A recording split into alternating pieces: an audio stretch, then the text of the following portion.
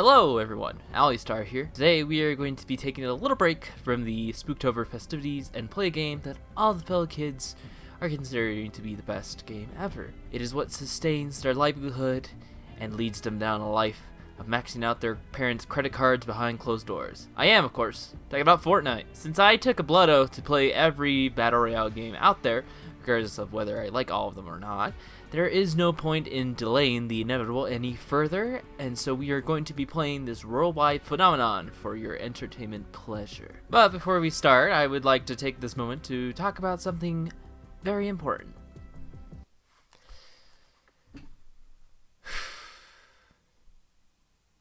Voting. Alright, hold on. Yes, I may have thirst trapped you to the extreme, but it was done for the greater good. A big election is coming in less than 3 weeks, so please hear me out.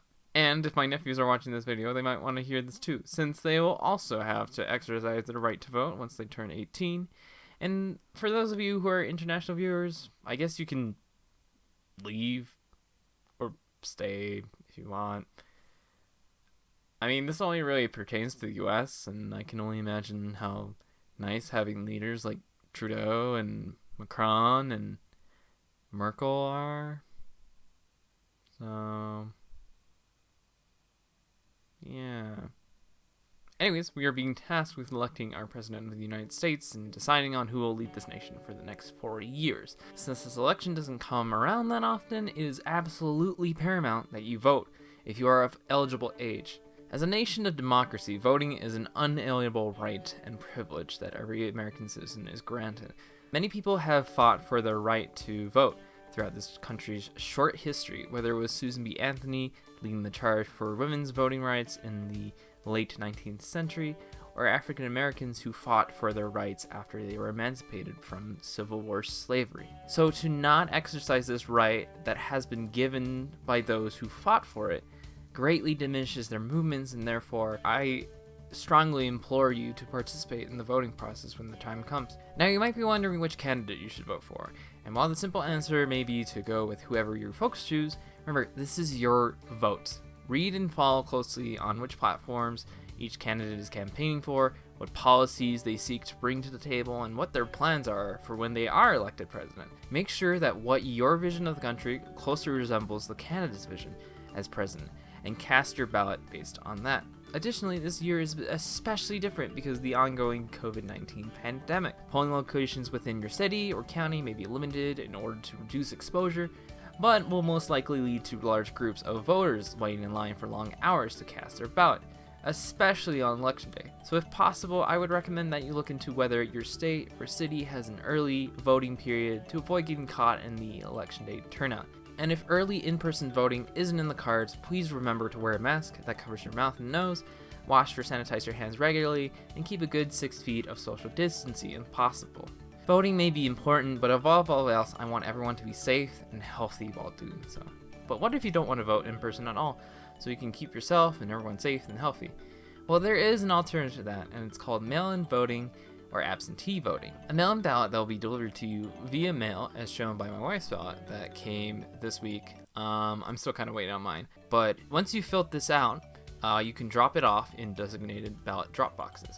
Because of the aforementioned pandemic, this option is the safest way to vote, and many will likely choose this to avoid getting sick. And although many have tried to argue that mail-in voting is fraudulent and have sought to discredit it through various incidents, the fact that those instances of fraud were discovered earlier in the ballot process further demonstrated how reliable the system is. My home state of Utah is one of the few states that supports universal mail-in voting, and given how red we are, that is saying something. So, what needs to be done in order for you to vote for this upcoming election? 1. If you're not ready, register the vote. As of this recording, there are at least 20 states that have voter registration still open, so please make sure to check on when those deadlines are and do it as soon as possible. If you don't know where to start, there is a link in the description below that will direct you to a voter registration website. 2. If you're voting in person, know when your state or county early voting day is and where they are located and plan accordingly. If you can't vote early and have to vote on election day, get there as early as possible or whenever it is convenient for your schedule. Wear a mask, wash your hands regularly, and maintain a social distance of 6 feet between you and others. stay safe, and healthy. If you are planning on voting via mail-in ballot or absentee ballot, please make sure that you are eligible to do so within the state you are living in, and request one as soon as you can if possible. Once you have your ballot, read the instructions, fill it out, insert it properly back into the envelope, and drop it off at an official ballot drop box as soon as possible, so your vote is delivered just in time for Election Day. Now, I understand this can be overwhelming, especially given how crazy this year has been. It is easy to be discouraged and feel your vote won't matter because the popular vote doesn't always equate to what the Electoral College determines. But your vote will determine who will lead this country for the next 4 years. And through this possible presidential potential, you have the opportunity to shape America as you envisioned it. Not only will it enrich your own lives here in this country, but those of future generations. And together we can make America the democracy it always was and meant to be. Anyways, thank you so much for taking the time to listen. Make sure to vote for this upcoming general election. And without further ado,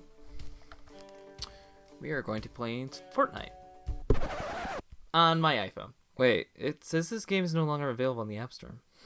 It couldn't be because Epic Games knowingly violated the App Store payment policy. Right?